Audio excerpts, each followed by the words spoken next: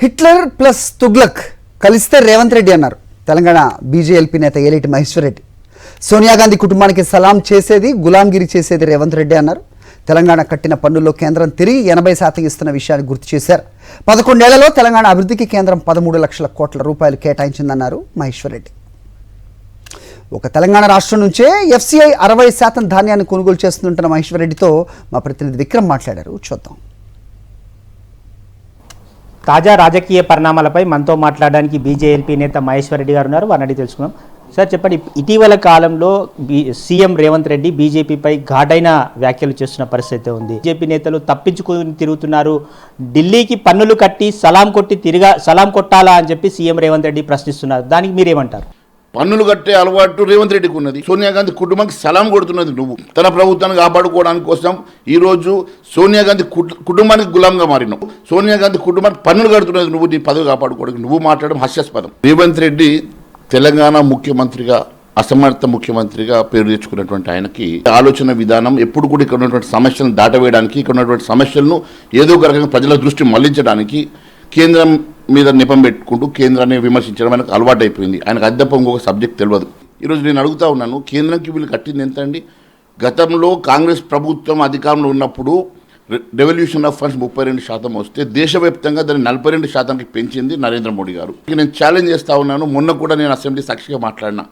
ఈరోజు తెలంగాణ రాష్ట్రానికి 80% devolution funds ఇచ్చి 11 సంవత్సరాల్లో దాదాపు 13 లక్షల కోట్ల రూపాయలు ఈ ప్రాంతానికి అభివృద్ధి కోసం ఇచ్చినటువంటి ప్రభుత్వం కేంద్ర ప్రభుత్వం, నరేంద్ర మోడీ గారి ప్రభుత్వం.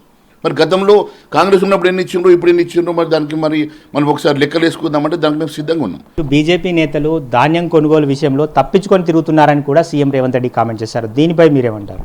తప్పించుకొని తిరిగేది రేవంత్ రెడ్డి ప్రభుత్వము, మంత్రులు.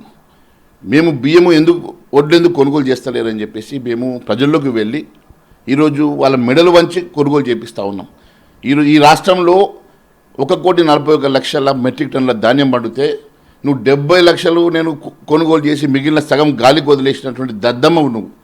ఈరోజు ప్రజలు ఇబ్బంది పడి దళారులకు అమ్ముకునేటువంటి పరిస్థితి తీసుకొచ్చినా నువ్వు అసమర్థ ముఖ్యమంత్రివి. నువ్వు కేంద్రము ఎందుకు కొనుగోలు చేస్తుందండి?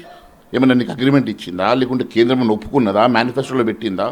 కేంద్రం ఈరోజు ఈ దేశంలో కొనుగోలు చేసే 60% ధాన్యం ఓన్లీ తెలంగాణకి వెళ్ళే కొంటున్నది.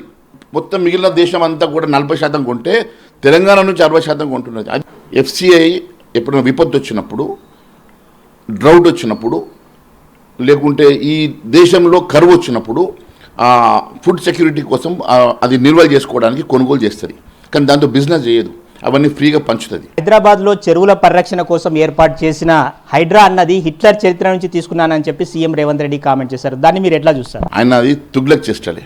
ఆయన తుగ్లక్ అని చెప్పుకుంటున్నాడు, ఆయన హిట్లర్ అని చెప్పుకుంటుండంటే ఆయన భవిష్యత్ చరిత్ర తెలియక మాట్లాడుతున్నాడు. ఈరోజు వాస్తవంగా మరి ఆయనే సర్టిఫికేట్ ఇచ్చుకుంటున్నాడు, నేను హిట్లర్నని తుగ్లక్నని. వాస్తవంగా హిట్లర్ ప్లస్ తుగ్లక్ అంటే రేవంత్ రెడ్డి. మొత్తమే చూసుకోవచ్చు, సీఎం రేవంత్ రెడ్డిని హిట్లర్ ప్లస్ తుగ్లక్ కలిస్తేనే రేవంత్ రెడ్డి అని చెప్పి సెటైరికల్గా కామెంట్ చేస్తున్నారు బీజేఎల్పీ నేత మహేశ్వర్ రెడ్డి.